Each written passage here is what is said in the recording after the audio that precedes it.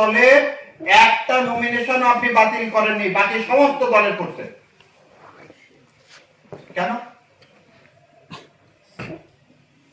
আপনি রিটার্নিং অফিসারের একটু সাহস হলো না বলার, আপনি 15 বছর পর দেশে আসলেন, আপনি ওখানে কি গিয়াতে ছিলেন?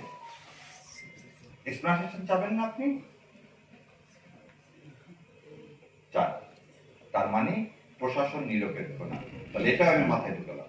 তাহলে প্রথমটা ঢুকালাম যে লিগ্যাল ইনস্ট্রুমেন্ট দিয়ে আমাকে বার করা হচ্ছে, আমাকে অ্যাডমিনিস্ট্রেশন দিয়ে বার। এবার অ্যাডমিনিস্ট্রেশনে আমি আসার সময় তো আপনারা দেখছেন আমি একটা লাল ব্যাগ নিয়ে এসেছি।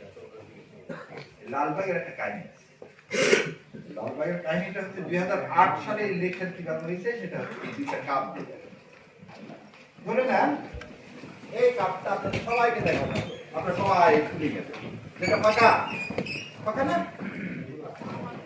এই ফাঁকা, আপনারা সবাই ভোট দিচ্ছেন, ভোট দিয়ে পূরণ হয়ে গেল, এটা পূরণ হয়ে গেল তো।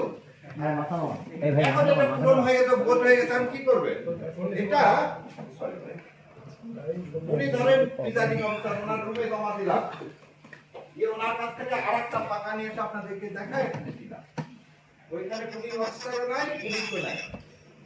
উনি যদি এর মধ্যে এখন 5000 ভোট ঢুকায় কি হবে?